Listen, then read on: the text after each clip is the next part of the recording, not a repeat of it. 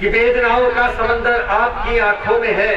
अध्यक्ष जी, वेदनाओं का समंदर आपकी आंखों में है, धड़कनों की गुनगुनाहट आपकी सांसों में है, और दे रहे हम सब बधाई आपको मिलकर यहाँ। प्रेम का अद्भुत तराना आपकी बाहों में है, प्रेम का अद्भुत तराना आपकी बाहों में है। इस अद्भुत तराने को इसी तरह से जीवन पर्यंत आप अपने साथ रखें। इसी तरह से जिला बिजनौर की खुशहाली के लिए आप अपना नेतृत्व देते रहे। आपके दीर्घायु व स्वस्थ जीवन की हम मंगल कामना करते हैं, आपके विराट व्यक्तित्व को प्रणाम करते हैं और ये पंक्तियां देकर आपको आमंत्रित करता हूं आपके संबोधन के लिए, आपके आशीर्वाद वचन के लिए कि हमारे पास देने को सदाओं के सिवा क्या है, हमारे पास देने को सदाओं के सिवा क्या है, हमारे पास देने को फिजाओं के सिवा क्या है। तुम्हें पाकर ये लगता है हमारे पास सब कुछ है, हमारे पास देने को दुआओं के सिवा क्या है, हमारे पास देने को दुआओं के सिवा क्या है। हम दुआ करते हैं कि आप आए, यहाँ हम सबको संबोधित करें, जोरदार तालियों से उनको संबोधन को सुने, उनको आशीर्वाद दें। हमारे अध्यक्ष जी आपके सामने खड़े होकर सब तालियों के साथ खड़े होकर उनका भी आदर स्वीकार करें। खड़े होकर सब करते सांस के लिए यहाँ जय बिजनौर, जय बिजनौर, जय बिजनौर। हम तुम्हारे यहाँ हैं, हम तुम्हारे यहाँ हैं। जय बिजनौर, जय बिजनौर। धन्यवाद।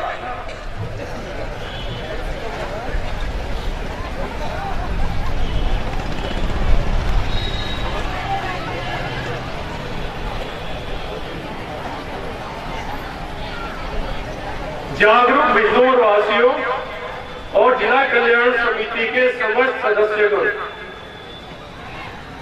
जो कि भारी संख्या में निवास ग्राउंड में पधारे हैं, उन सबको हाथ जोड़कर धन्यवाद।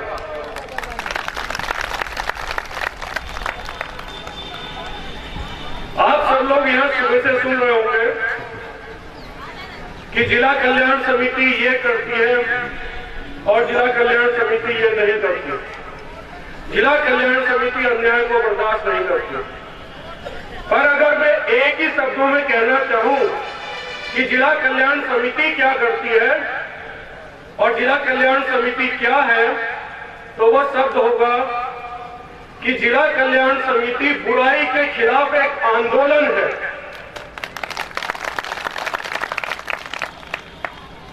जो कि अच्छाई सुनिश्चित करने के लिए, अच्छाई को स्थापित करने के लिए इस बिजनौर से शुरू हुआ है और इसकी लौ आसपास के जिलों में जगमगाने लगी है। और वो दिन दूर नहीं जब जिला कल्याण समिति इस बुराई को उखाड़ फेंकेगी इसी आंदोलन को चलाकर और आप सब लोगों के सहयोग से। जैसा कि मैं आप लोगों को पहले भी कह चुका हूं, संगठन दो प्रकार के होते हैं। एक जो आप लोगों के ऊपर थोप दिया जाता है कि ये संगठन है, आप इसका समर्थन करें, और इसमें उन कुछ लोगों का हित होता है कि आप हमारे हित की पूर्ति करें। एक संगठन ये होता है। मैं आपको आज बता देना चाहता हूं जिला कल्याण समिति की उत्पत्ति कैसे हुई थी, ये संगठन क्यों बना, ये जानना बहुत महत्वपूर्ण होगा।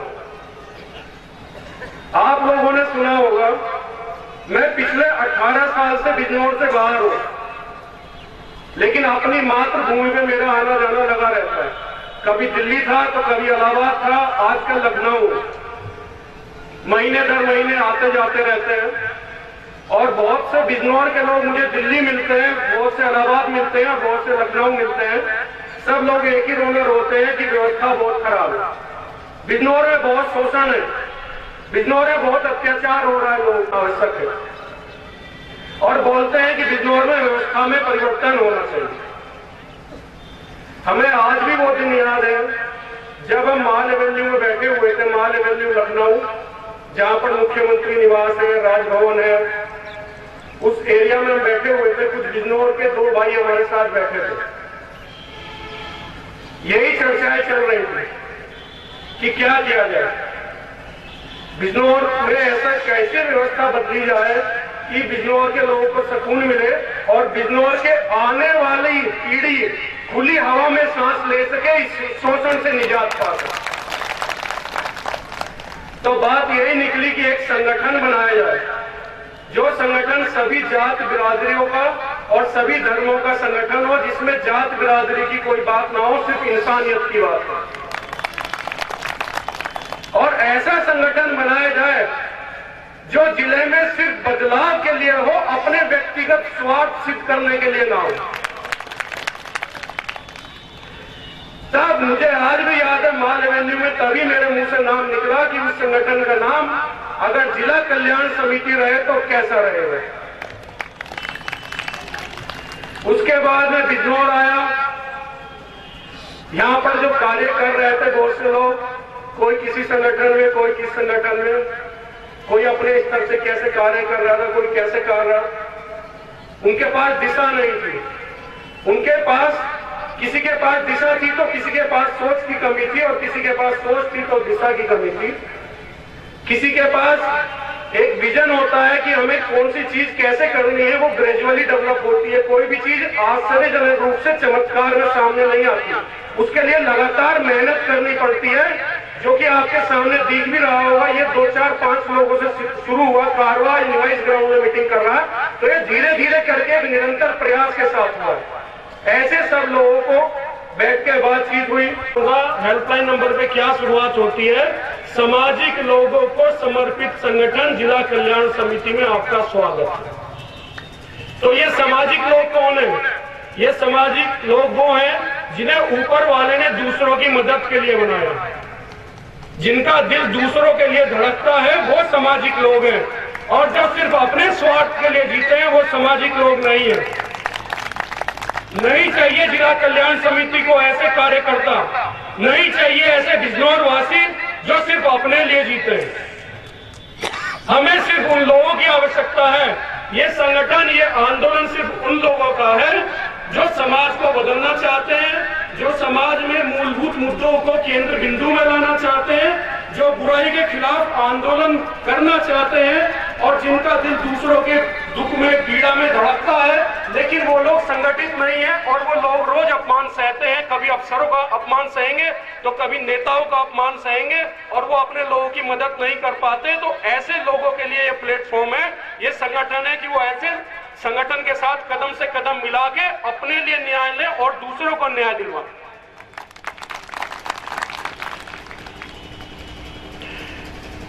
जब मीडिया वाले भाइयों से मेरी कुछ बात होती है, वो कहते हैं बिजनौर में शोषण है, अत्याचार है, कुछ करना चाहिए।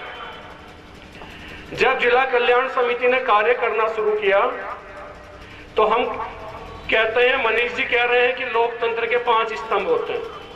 तो 5वां स्तंभ संगठन हुआ जो बुराई के खिलाफ आंदोलन किया हुआ, और 4था स्तंभ हुआ मीडिया।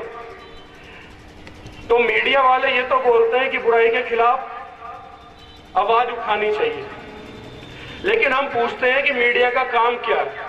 मीडिया का काम है कि वो जब भी बुराई के खिलाफ आवाज उठे या कोई संगठन उठाए, तो मीडिया को उसकी आवाज बनना चाहिए, ना कि उसको रोकने की आवाज बनना चाहिए। बातें कहना, सिद्धांत कहना और बड़ी बड़ी बातें कर लेना अलग बात है। जब धरातल पे उतर के काम करता है आदमी, तो कितनी नकारात्मक शक्तियां उसको रोकती हैं, उसके खिलाफ काम करती है। तो जो लोग लोकतंत्र के दूसरे स्तंभ हैं, उनकी भी ये जिम्मेदारी बनती है कि वो अच्छाई की इस लड़ाई में अच्छाई की आवाज को जन जन तक पहुंचाए।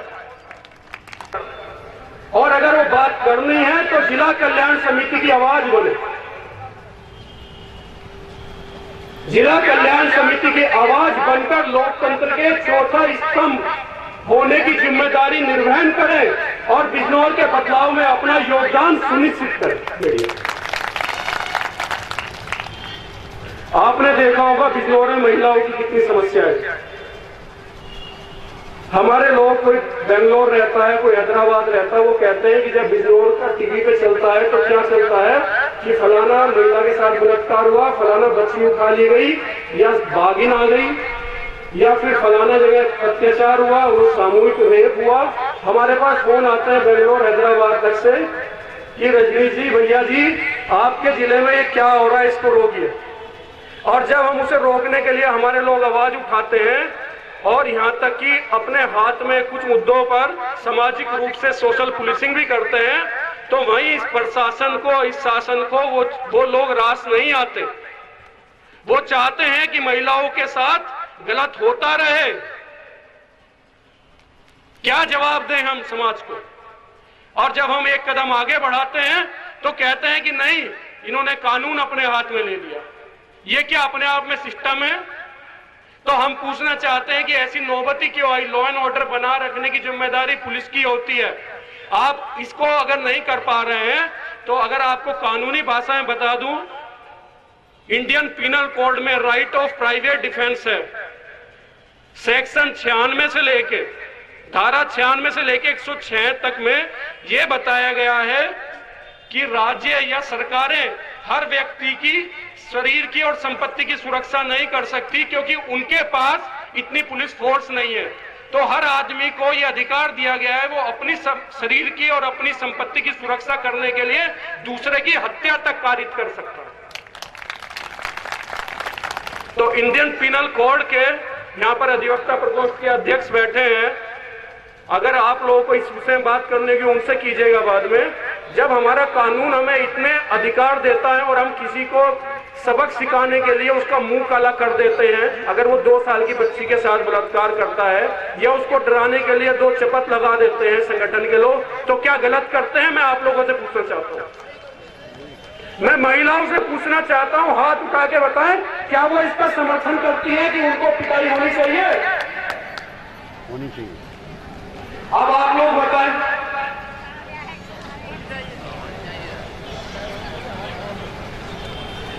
एक चीज आती है,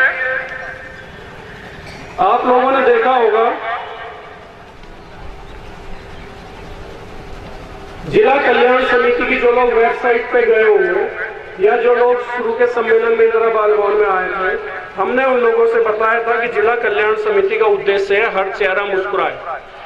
भाई, चेहरा कब मुस्कुराएगा आपको?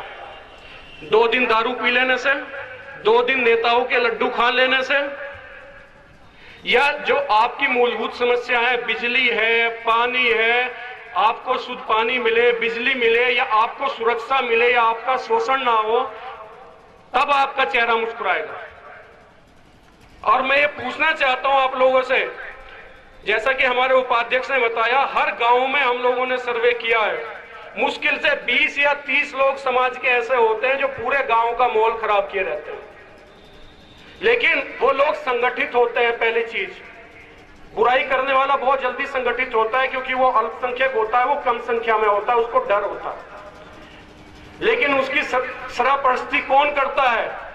कुछ नेता ऐसे हैं जो 2 महीने पहले आपके बीच में आएंगे और वो आपके यहाँ के जो बुरे तत्व हैं उनको दारू की बोतल पकड़ाएंगे और वोट बटोरेंगे और चले जाएंगे। ये होता है बिजनौर में कि नहीं होता?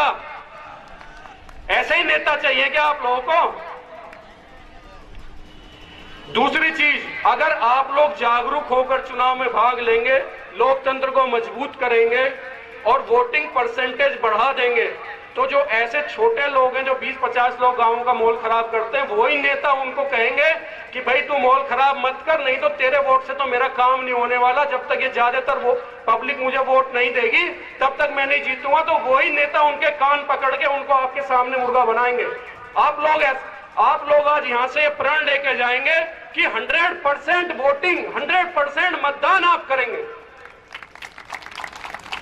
उससे क्या होगा? जितना भी बहुसंख्यक समुदाय है, गांव के जितने भी अच्छे लोग हैं, अब उन्हें संगठित होना होगा कि हम बुराई वाले के खिलाफ संगठित हैं। और अगर कोई ये समझता है इन बुरे तत्वों के बल पर वो हमारा जनप्रतिनिधि बन जाएगा, तो नहीं बन पाएगा। ये संदेश आप उनको देंगे कि जो अच्छे अधिकारी हैं उनको उन्हीं के डिपार्टमेंट में दबा दिया जाता है, कोने में लगा दिया जाता है।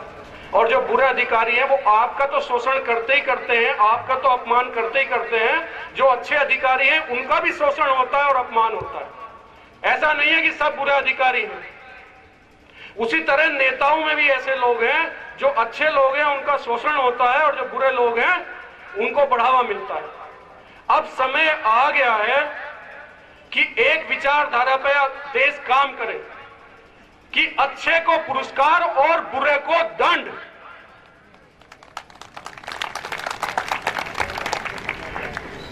बिजनौर में जब कभी अच्छे अधिकारी आते हैं तो हमारी अपने आप बात होती है कि अगर इस अच्छे अधिकारी को कोई दंड दिया गया या इसके खिलाफ कोई कार्रवाई की गई तो जिला कल्याण समिति सड़क पे उतर के इसका समर्थन करेंगी। हमारे जिले को अच्छे अधिकारी चाहिए।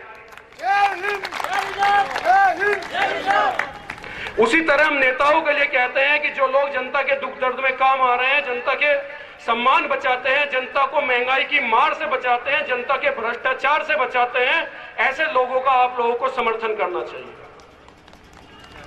और जो लोग जात बिरादरी और धर्म के नाम पर आप लोगों की भावनाओं को भड़काकर 2 महीने में वोट बटोर के अपना दिल्ली चले जाते हैं या लखनऊ चले जाते हैं, उन लोगों के खिलाफ आप क्या करना चाहिए? महंगाई से लड़ाई लड़े, आपके साथ होने वाला शोषण और भ्रष्टाचार से लड़ाई लड़े, और जो लोग मूलभूत विकास की बातें करते हैं और मूलभूत विकास के लिए रोज अपनी पार्टियों में लड़े, शासन से लड़े, प्रशासन से लड़े, वो नेता आपको पसंद है कि वो नेता पसंद है कि 2 महीने के लिए आए और दारू पकड़ाए और चले गए?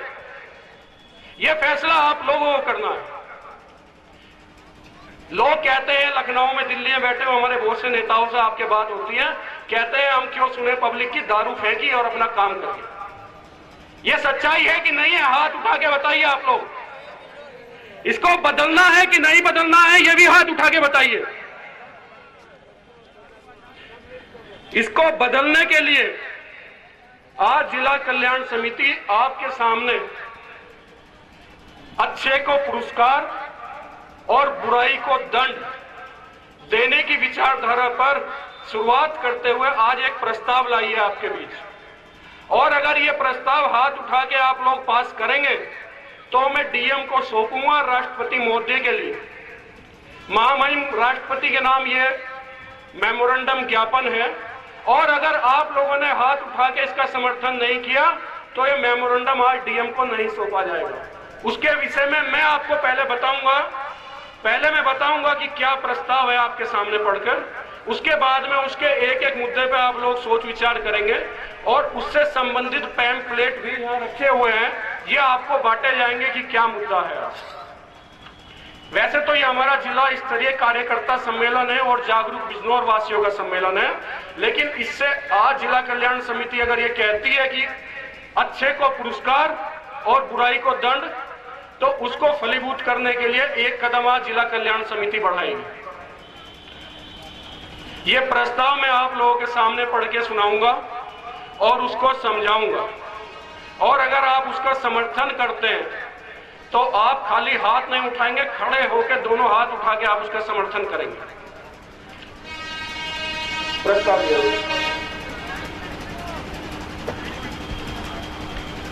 आज 4 सूत्रीय मांगे जिला कल्याण समिति 4 मांगे कर रही है महामहिम राष्ट्रपति से कि अगर ये 4 मांगे आप हमारी पूरी कर देते हैं तो अच्छों को पुरस्कार मिलेगा और बुरों को दंड मिलेगा, और उससे हमारे यहाँ ऐसी व्यवस्था फलीभूत होगी कि जो पिछले 65 साल से हम प्रयास कर रहे हैं, जो बुराई है उसका विनाश होगा। वो प्रस्ताव मैं आपको एक एक करके पढ़ के सुनाना चाहता हूं। हम ये चाहते हैं, जिला कल्याण समिति चाहती है कि लोकसभा के चुनाव और विधानसभा के चुनाव को राष्ट्रीय पर्व और प्रादेशिक पर्व घोषित किया जाए। हम ये कहते हैं कि दुनिया का सबसे बड़ा लोकतंत्र भारत है, भारत से बड़ा लोकतंत्र पूरी दुनिया में नहीं है। तो ऐसे लोकतंत्र में जैसे आप ईद मनाते हैं, जैसे आप दीपावली मनाते हैं त्योहारों के रूप में, तो क्या आप चुनाव को त्योहारों के रूप में नहीं मना सकते हैं?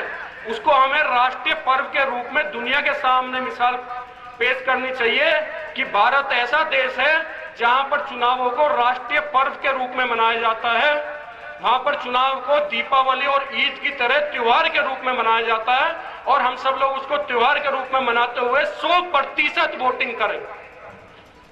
पहला ये प्रस्ताव है। नंबर दूसरा प्रस्ताव, मैं चारों प्रस्ताव पहले पढ़ के सुनाऊंगा, उसके बाद बात करेंगे। दूसरा प्रस्ताव है कि लोकसभा और विधानसभा के चुनाव को इलेक्शन ऑफ रिकॉर्ड घोषित किया जाए। आप लोग शायद जानते होंगे कुछ लोग कि सुप्रीम कोर्ट और हाई कोर्ट के जितने ऑर्डर और निर्णय आते हैं वो कोर्ट ऑफ रिकॉर्ड होते हैं। आर्टिकल 124 में वो कोर्ट ऑफ रिकॉर्ड होते हैं, वो कभी भी आप निकाल के देख लीजिए, पूरे रिकॉर्ड आपको मिलते हैं, जबकि रोज हाई कोर्ट और सुप्रीम कोर्ट निर्णय करती है। लेकिन आपके पूरे जीवन काल में 18 साल से लेकर 65 साल तक की उम्र में आप मुश्किल से 10-11 बार लोकसभा और विधानसभा में चुनाव में भाग लेते हैं, तो क्या 10-11 बार के रिकॉर्ड नहीं रखे जा सकते? रिकॉर्डिंग होनी चाहिए उसकी और वो रिकॉर्ड रखे जाने चाहिए। ये नंबर 2 मांग है। नंबर 3 मांग, 100% मतदान करने वाले नागरिकों को, जो भी हमारे नागरिक हैं, अगर वो पूरा 100% मतदान करते हैं, 65 वर्ष पूर्ण हो जाने पर उनको लोकतंत्र प्रहरी का प्रमाण पत्र जारी किया जाए। अगर कोई अपने जीवन पर्यंत 18 साल का वोटर होता है और वो 65 साल की उम्र तक जितने भी लोकसभा और जितने भी विधानसभा चुनाव होते हैं एमपी और एमएलए के, उसमें 100% वोट करता है, तो जब वो 65 साल की उम्र का हो जाएगा तो इलेक्शन कमीशन उसको एक सर्टिफिकेट जारी करे कि ये व्यक्ति वो है जो लोकतंत्र प्रहरी है, जिसने लोकतंत्र के लिए पहरा दिया है, लोकतंत्र की रक्षा की है। और वो लोकतंत्र प्रहरी जो कि 65 साल का एक बुजुर्ग व्यक्ति है, उसको बुजुर्ग होने पर 65 साल के होने पर वो सर्टिफिकेट दिया जाएगा। और उस सर्टिफिकेट के क्या मायने होंगे, ये चौथी मांग है, इसको बहुत ध्यान से सुनो। चौथी मांग है, लोकतंत्र प्रहरी वरिष्ठ नागरिकों को, बुजुर्गों को पूर्व विधायकों के समान पेंशन तथा बस एवं रेल पास देने का कानून पास किया जाए। हम आप लोगों से पूछते हैं, 20 साल पहले आपका कोई विधायक रहा था या 15 साल पहले रहा था, आप उसको पेंशन दे रहे हैं 10,000 रुपए, उसको बस और रेल कूपन दे रहे हैं आप कि आप फ्री में बस में जाओ, फ्री में रेल में जाओ। क्या योगदान है उसका लोकतंत्र के प्रति?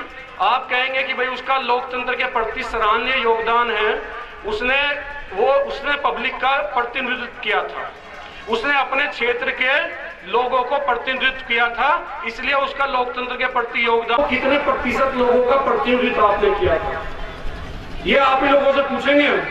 55 से 60% वोटिंग होती है हमारे यहाँ लोकसभा विधानसभा में, मान के चलो 60% हुई, तो 40%, 100 में से 40 लोगों ने पहले ही मतदान नहीं किया, उनको एक तरफ कर दीजिए। और उन 60% लोगों में से जिसको भी 20%, 1/3 वोट प्राप्त होता है, वो विधायक और एमपी बन जाता है। बनता है कि नहीं बनता है?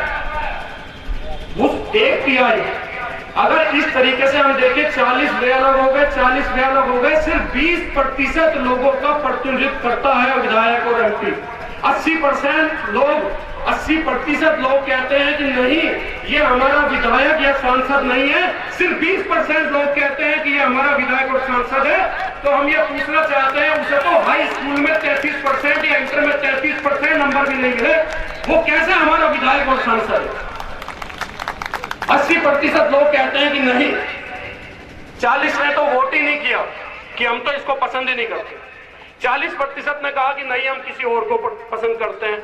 सिर्फ वो 20% वोट लेके कहता है कि मैं इस पूरी जनता का क्या हूं, प्रतिनिधित्व करता हूं, और मैं एमएलए हूं, मैं एमपी हूं, और जब मैं नहीं रहूंगा मुझे क्या देना, पेंशन देना 10,000 रुपए की, और मुझे बस और रेल के पास देना जिससे मैं फ्री में बस में घूमूं और रेल में एसी में घूमूं। उम्र तक 10 या 11 बार लोकसभा चुनाव आएंगे उसके जीवन में, अगर उसने 10 या 11 चुनावों में 100% मतदान किया है, तो क्या लोकतंत्र में उसका योगदान उस एमएलए या एमपी से कम है? उसने भी लोकतंत्र की रक्षा की है, उसने जीवन पर्यंत लोकतंत्र का प्रहरी बनकर रहा है, वो पहरेदार बनकर रहा है, और देश में उसने लोकतंत्र में सक्रिय भूमिका निभाई है। तो क्या हम उसका बुढ़ापा भी सुरक्षित नहीं कर सकते? हम चाहते हैं कि उसको भी पूर्व विधायकों के बराबर 65 साल उम्र होने पर 10,000 रुपए की पेंशन और बस और रेल किराया दिया जाए, जिससे वो किसी पर आश्रित न रहे कि मुझे हज जाना है कि तीर्थ पे जाना है, जहां भी जाना है बस और ट्रेन फ्री है और 10,000 रुपए मिल रहा है चाहे जमा से रहे। ऐसे जिम्मेदार व्यक्ति को, जिसने पूरी जिंदगी लोकतंत्र की सेवा की है, हमें आर्थिक सुरक्षा मुहैया करानी होगी। हम ये भी बताते हैं 4 प्रस्ताव हैं, इनसे क्या हासिल होगा।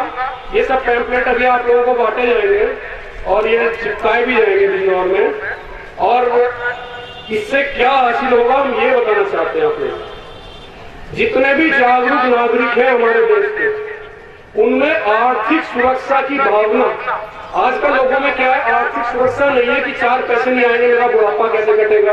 जवान धर्मों और सभी बिरादरियों का जिसको समर्थन प्राप्त होगा वही व्यक्ति फिर आपका जनप्रतिनिधि बनेगा, अगर प्रतिशत बढ़ जाता है वोट प्रतिशत, ये हासिल होगा हम लोगों को। कम से कम उसे पासिंग मार्क्स मिलेंगे।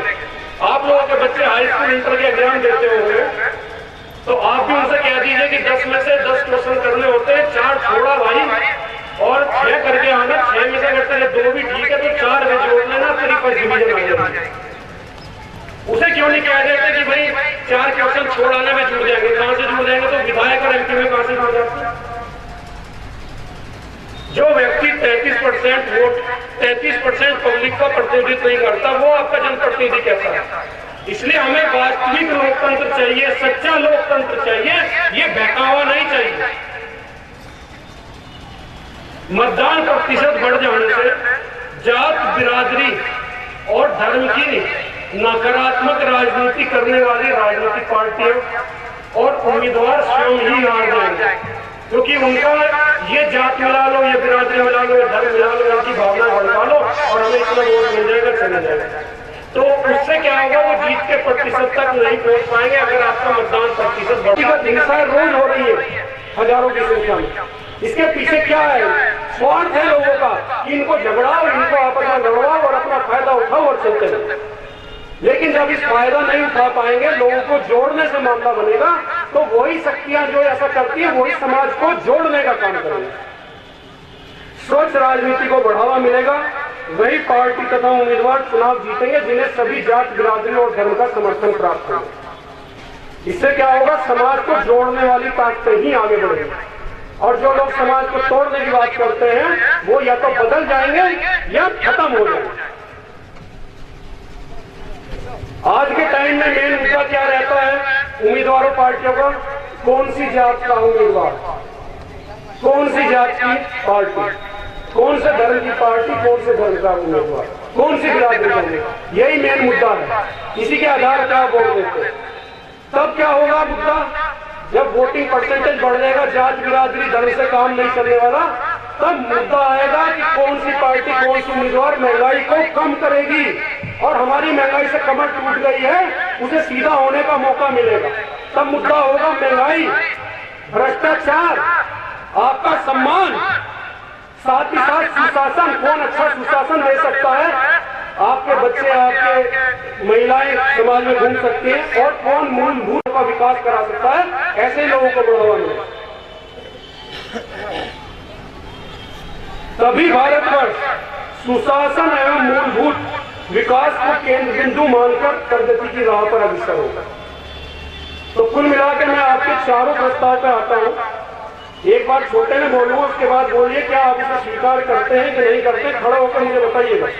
पहला तो हम राष्ट्रीय पर्व घोषित करेंगे, ईद और दीपावली की तरह चुनाव को मनाएंगे, पहला पर्व। दूसरा पॉइंट, उसका रिकॉर्ड रखा जाए, और जो व्यक्ति जीवन पर्यंत वोट करता है उसको लोकतंत्र प्रहरी का सर्टिफिकेट दिया जाए, जिससे उसका रेल पास और बस पास फ्री हो। उसके बाद जब वो 65 साल का हो जाए तो विधायकों के बराबर उसको पेंशन और रेल और बस पास दिया जाए।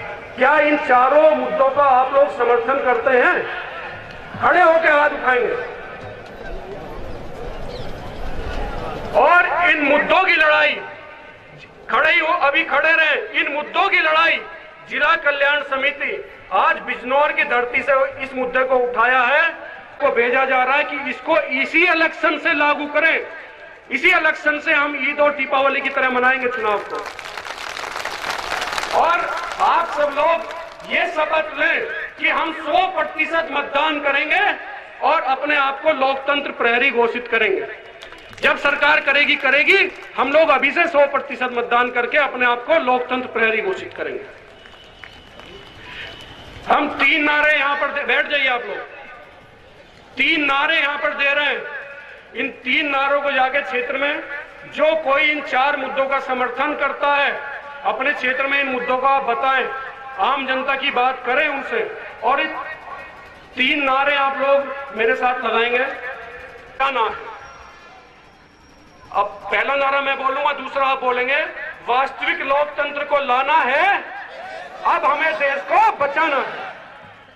दूसरा नारा हम बता रहे हैं पहले, 100% मतदान कर राष्ट्रीय पर्व मनाना है।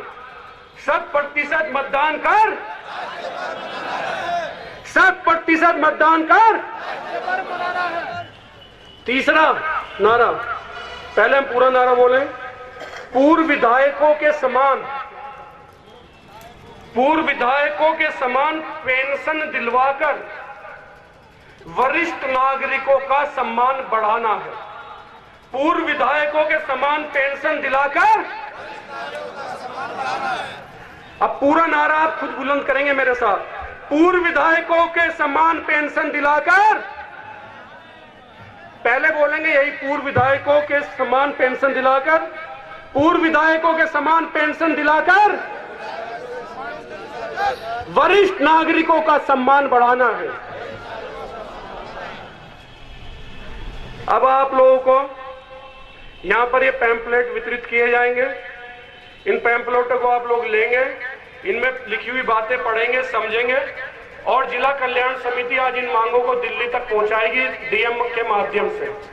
और हम लोग इस बीच जो हमारे प्रत्याशी होंगे सांसद के, एमपी के, उन लोगों के बीच भी आप लोग ये बात रखेंगे कि जिला कल्याण समिति की इन मांगों को मनवाए और सभी लोगों को और जिम्मेदार लोगों को आर्थिक सुरक्षा, विधायकों के बराबर पेंशन दिलाने की व्यवस्था कराएं और दिल्ली में उनकी आवाज उठाएं।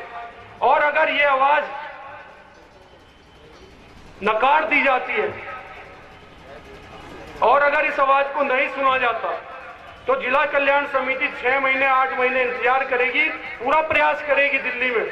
और अगर ऐसा नहीं होता तो जिला कल्याण समिति बिजनौर से लेकर दिल्ली तक पैदल मार्च करके पदयात्रा निकाल कर संसद के सामने बैठेगी और अपनी मांगों को, जितने भी एमपी हैं उनसे मनवाएगी कि इन मांगों को माना जाए, तभी हमारे देश में सच्चा लोकतंत्र आएगा। देश आजाद हुआ होगा, हम तो पहले भी गुलाम थे और आज भी गुलाम है, हमारी भी आर्थिक समस्या का होगा। अब जय हिंद जय बिजनौर के नारे के साथ और इस संकल्प के साथ कि जिला कल्याण समिति के जितने भी सदस्य यहां पर हैं और जितने जागरूक बिजनौर वासी हैं, वो आज से इन मुद्दों के लिए अपने अपने क्षेत्रों में जन जागरण अभियान चलाएंगे, लोगों को इन मुद्दों को समझाएंगे और लोगों को इन मुद्दों के बारे में बतलाएंगे। इस चीज का संकल्प लेने के साथ जय हिंद और जय बिजनौर के नारे के साथ आज इस सभा का समापन करेंगे और उसके बाद डीएम बिजनौर को ज्ञापन के माध्यम से ये आपकी मांगे सौंपी जाएंगी। और अगर आप लोगों को इस विषय में कोई बात करनी होगी तो हेल्पलाइन नंबर है जिला कल्याण समिति का 888-100-9988 38-100-99-88। आप बताएं कि कितने लोग इस मुद्दे को उठाना चाहते हैं, इसके साथ हैं और वो जिला कल्याण समिति की आवाज के साथ चलेंगे। अब जय हिंद जय बिजनौर का नारा हम लगा के इस सभा का समापन करेंगे। जय हिंद, खड़ा होकर लगाएं, जय हिंद।